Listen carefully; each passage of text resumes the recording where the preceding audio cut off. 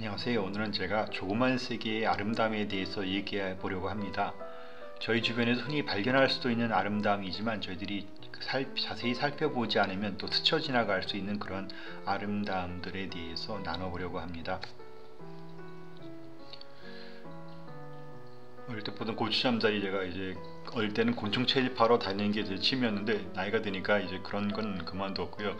사진호기에 변한 것 같습니다. 그래서 어릴 때와 비슷하게 이제 또 물가로 가서 그 고추잠자리가 앉아있는 사진을 찍으려 했고요.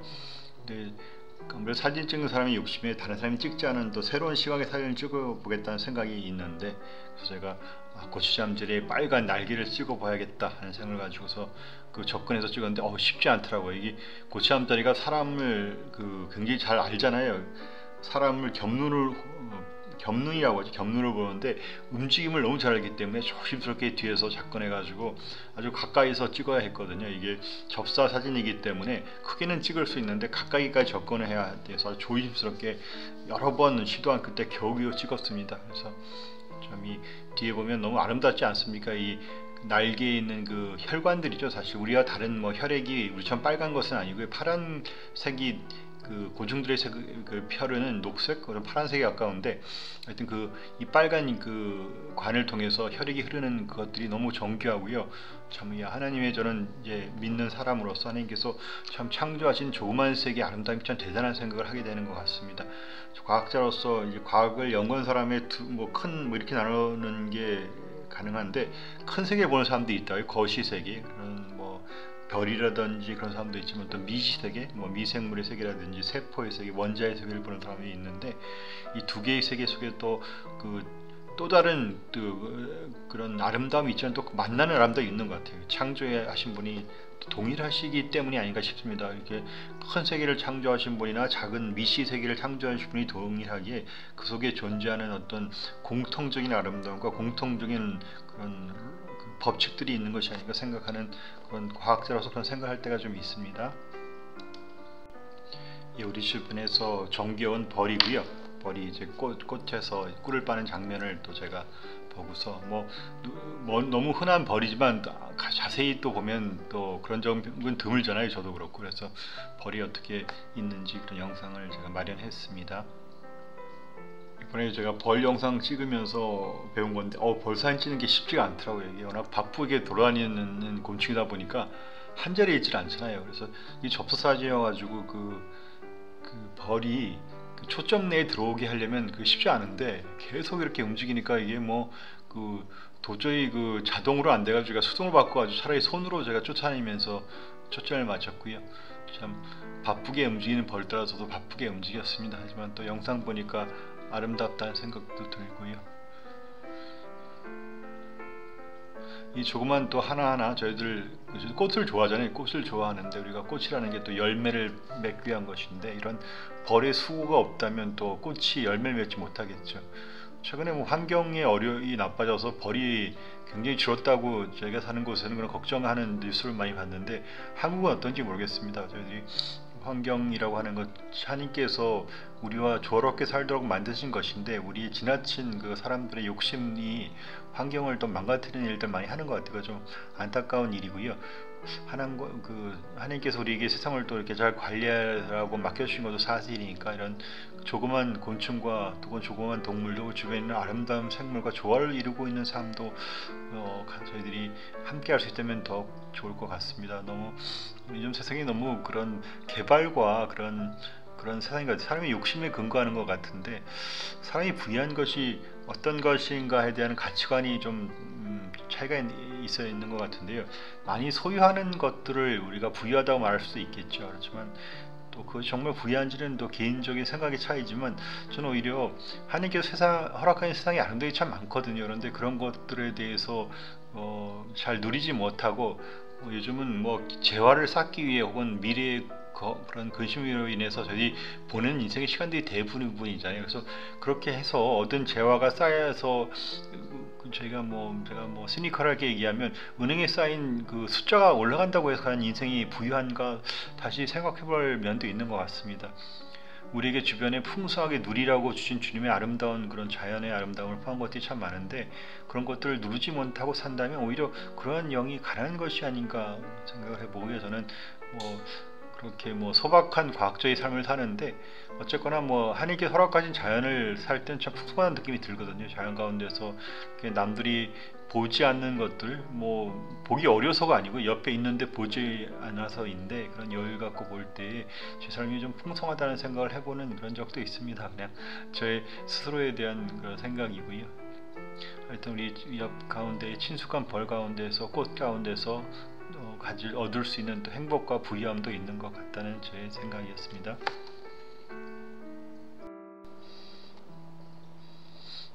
이 사진 제가 저희 동네에서 그 야생 나비가 굉장히 유명한 곳이 있거든요. 그래서 거길 갔는데 아주 이른 새벽에 갔어요.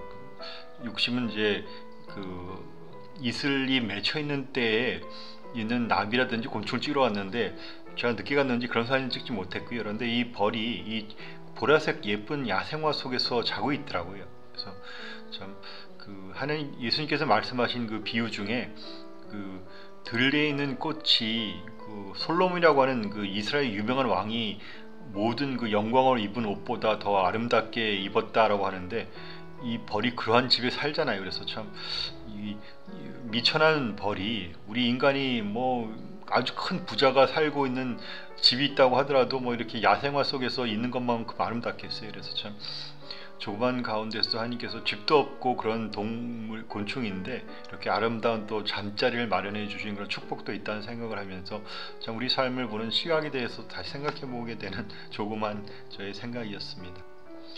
이 벌이 막 그 새벽에 일어나서 이제 돌아다니면서 집으로 사왔던 꽃 속에서 이제 먹을 것도 챙기는 그런 장면입니다. 예쁜 장면이어서 제가 올렸고요. 여담인데 제가 이 장면을 찍을 때 바로 옆에 방울뱀 굴이 있는 걸 몰랐어요. 언뜻 돌아보니까 옆에 방울뱀이 조그마하게 또아리를 들고 있어서 기겁을 했던 기억이 납니다. 이 사진은 제가 우연히 화원에 갔더니 그 사마귀 알을 팔더라고요.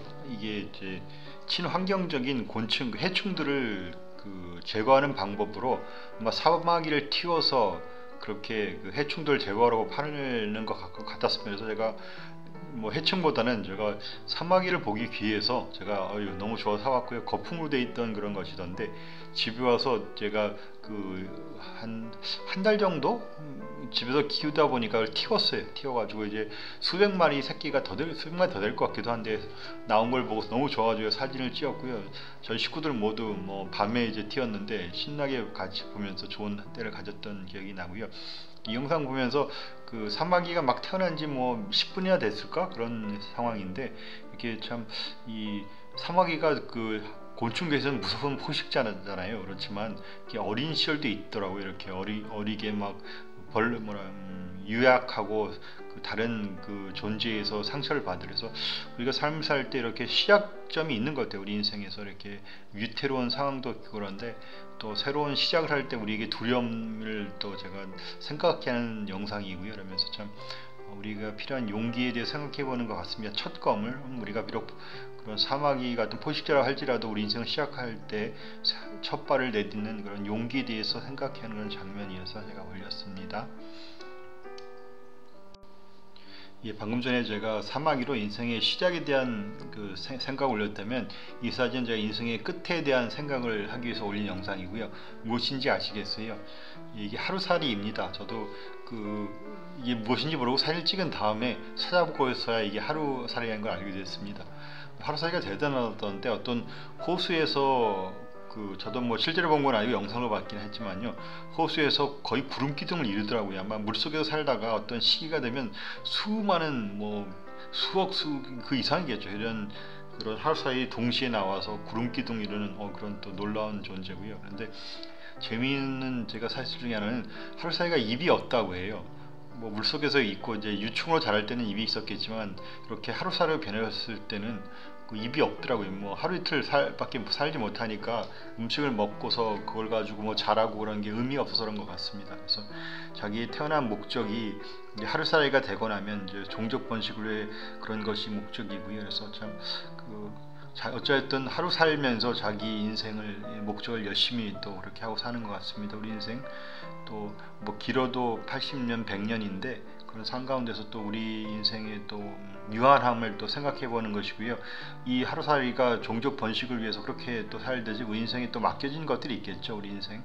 저는 이제 이 하나님을 믿는 사람들은 이 땅 가운데서 예수 믿는 사람들에게 우리가 예수님을 알지 못하는 사람들을 전하는 것이 우리의 목적이라고 생각하는데, 저도 그런 목적을 또 이룬 삶을 또 소망해 보게 됩니다. 우리 인생 유한한데 또 우리 이런 하루살이와 다르게 우리 영은 또 영원하다고 믿거든요. 성경에서 이제 예수님이 하신 가르침이신데 우리 인생은 영원하다고 합니다. 우리 인생이 죽어서 끝나는 것이 아니고요. 그래서 그런 영원한 생명을, 그 영원한 삶을 준비하는 것이 이 땅에서 우리 삶이고요. 그래서 우리는 우리 이 땅의 삶은 하루살이일지 몰라도 우리 삶은 영원하다는 그런 생각을 또 해보게 되는 그런 장면이었습니다.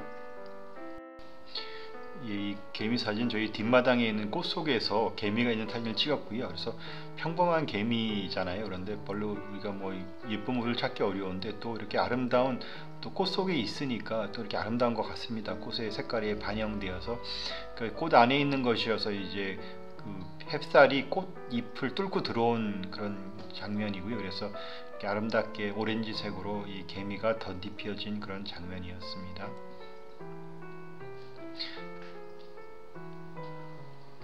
이 장면은 또 개미가 그 물 이슬이 머금은 그런 이제 풀 사이를 지나는 사진을 찍었고요.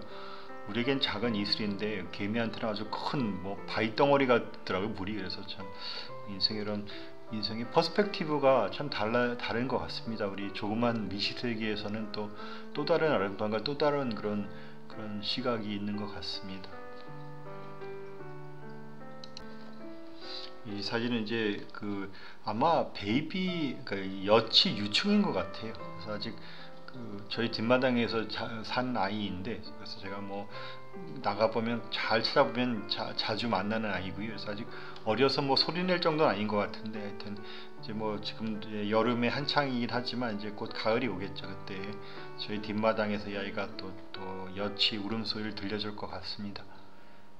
저희 집에 반가운 또 숨겨진 이웃이고요. 잘 살펴보면 이렇게 귀여운 아이가 저희 뒷마당에 조그만 꽃 위에서 살고 있는 것 같습니다. 이거는 이제 거미 사진인데 이름이 점핑 스파이더, 한국말 뭐라고 했어요? 깡총 거미라 그래야 되나?